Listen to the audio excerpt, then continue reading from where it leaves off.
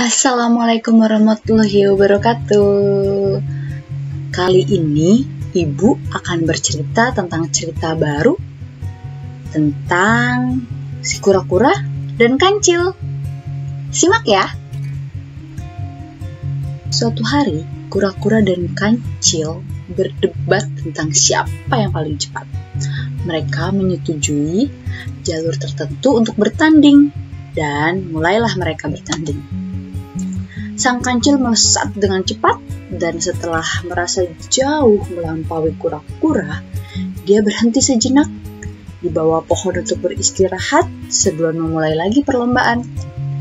Sang kancil duduk di bawah pohon dan akhirnya tertidur, dan kura-kura berhasil melampauinya dan keluar sebagai juara. Sang kancil terbangun dan mendapatkan dirinya kalah di dalam perlombaan tersebut. Maksud dari cerita ini adalah mereka yang lambat apabila konsisten akan dapat memenangkan pertandingan. Ini adalah cerita yang biasa kita dengar kan dari kecil, ceritanya ya kayak begini. Baru-baru ini seseorang bercerita versi baru yang lebih menarik. Rupanya ceritanya bersambung. Sang kancil sangat kecewa dengan kekalahannya. Lalu si kancil melakukan analisis penyebabnya. Dia sadar bahwa dia kalah karena terlampau percaya diri, kurang hati-hati dan terlena. Kalau saja dia bisa lebih waspada, maka tidak mungkin kura-kura bisa mengalahkannya. Lalu ditantangnya lagi kura-kura untuk melakukan perlombaan ulang dan disetujui oleh kura-kura. Kali ini, sang kancil menang mutlak karena dia tidak berhenti berlari. Maksud dari cerita ini adalah cepat dan konsisten akan mengalahkan yang lambat dan konsisten. Kalau ada dua orang di dalam kelas, yang satu lambat, pakai metode dan handal, sedangkan yang satu lagi cekatan dan handal, maka yang cepat dan handal yang lebih maju. Lambat asal konsisten itu bagus, tapi lebih bagus lagi kalau cepat dan konsisten. Tapi ceritanya nggak sampai sini nih. Kali ini sang kura-kura mulai berpikir dan sadar bahwa tidaklah mungkin berlomba dengan kancil pada jalur yang mereka lalui. Ya, setelah berpikir keras, kali ini kura-kura menantang kancil untuk berlomba lagi pada jalur perlombaan yang berbeda. Sang kancil setuju. Mereka mulai berpacu dan kancil berlari dengan cepat tanpa henti sampai akhir. Ya, sampai akhirnya terpaksa berhenti karena di depannya berhenti di tepi sungai karena harus menyeberang. Aduh, aku gak bisa nyebrang pakai apa? Ya, rupanya garis finish terletak beberapa ratus meter setelah tepi di seberang sungai. Sang kancil bingung, tidak tahu harus berbuat apa. Tak lama kemudian, kura-kura menyusul dengan santainya menyeberang sampai garis finish dan memenangkan pertandingan. Maksud cerita ini adalah: pertama, tentukan kekuatan utama kamu. Kemudian carilah tempat bertanding yang sesuai dengan kekuatan utama kamu. Misalkan kamu jago matematika, ya berarti ikutnya lomba matematika, bukan lomba biologi. Atau kamu misalkan kemarin kita bicara tentang potensi. Potensi kamu di mana potensi kamu? Di olahraga kah? Maka itu yang akan dilatih. Ya. Di kelas, kalau misalkan kamu pandai berbicara, cari kesempatan untuk memberikan presentasi sehingga guru kamu bisa melihat kemampuan kamu. Teman-teman kamu juga bisa melihat kemampuan kamu. Nah, Kalau kekuatan kamu menganalisa, cari peran yang membutuhkan kemampuan untuk menganalisa atau menganalisis. Yes, bekerja atau belajar melakukan sesuatu pada kekuatan kamu bukan hanya menunjukkan kehebatan kamu, tapi juga menciptakan kesempatan maju dan berkembang. Kalau kekuatan kamu adalah mengorganisir, carilah peran untuk mengorganisir suatu kegiatan.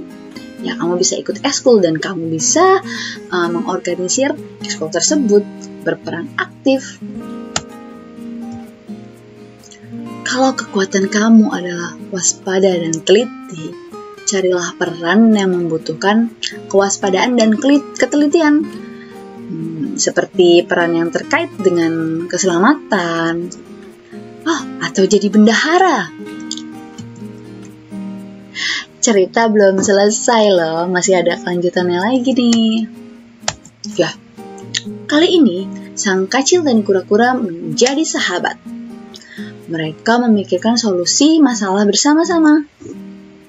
Keduanya sadar bahwa lomba yang terakhir bisa dilakukan dengan jauh lebih baik. Jadi mereka memutuskan untuk melakukan ulang perlombaan, tapi mereka berlari dalam satu tim. Ya, mereka mulai berlari. Mula-mula sang kancil menggendong sang kura-kura sampai tepi sungai. Kemudian di sini kura-kura yang gantian menggendong kancil untuk menyeberang ke sungai. Di seberang satunya kancil mulai menggendong kura-kura lagi sampai ke garis finish.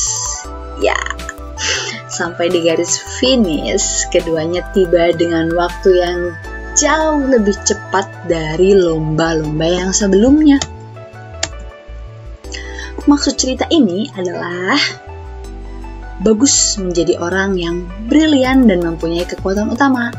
Akan tetapi, tanpa bisa bekerja sama di dalam suatu tim dan menjalin masing-masing kekuatan utama, hasilnya tidak akan maksimal karena selalu ada situasi di mana kamu berkinerja kurang sedangkan rekan kamu lebih baik. Yes, kerjasama adalah masalah kepemimpinan yang sesuai dengan situasi, yaitu dengan memberikan kesempatan kepada seseorang yang memiliki kompetensi inti sesuai dengan situasi mengambil alih kepemimpinan. Ada lagi yang didapat dari cerita yang sudah Ibu ceritakan? Catat nih bahwa baik kelinci ataupun kura-kura tidak pernah menyerah setelah mengalami kegagalan.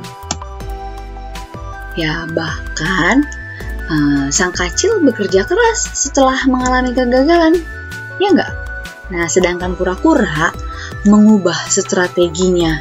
Ya, karena dia sudah berusaha sekuat tenaga. Tapi ya memang tidak bisa, jadi dia menemukan potensi dia yang lain dan itu yang dia kembangkan. Dalam hidup, kalau kita menghadapi kegagalan, terkadang bisa diatasi dengan bekerja lebih keras dan menambahkan usaha. Kadang akan lebih cocok untuk mengubah strategi dan melakukan sesuatu yang berbeda. Dan terkadang lebih cocok melakukan keduanya. Keduanya juga belajar sesuatu pelajaran yang sangat penting.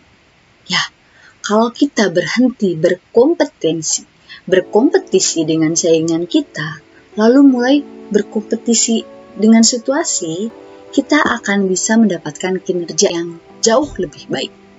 Ya, ringkasan cerita ini ialah mengajarkan banyak hal kepada kita. Pelajaran yang penting bahwa cepat dan konsisten akan selalu lebih baik daripada lambat dan konsisten. Mengambil peran yang sesuai dengan kekuatan utama kita. Terus kumpulkan kekuatan dan bekerja di dalam tim akan selalu mengalahkan yang jagoan individu. Yes. Jangan pernah menyerah kalau gagal. Garis bawah banget tuh. Dan akhirnya bersainglah melawan situasi jangan melawan pesaing. Ya. Oke, demikian cerita Kancil dan Kura-kura. Ya, silahkan kalian rangkum apa sih makna yang kalian bisa ambil dari cerita si Kancil dan si Kura-kura versi terbaru ini. Oke, sampai di sini kelas layanan bimbingan konseling. Wassalamualaikum warahmatullahi wabarakatuh.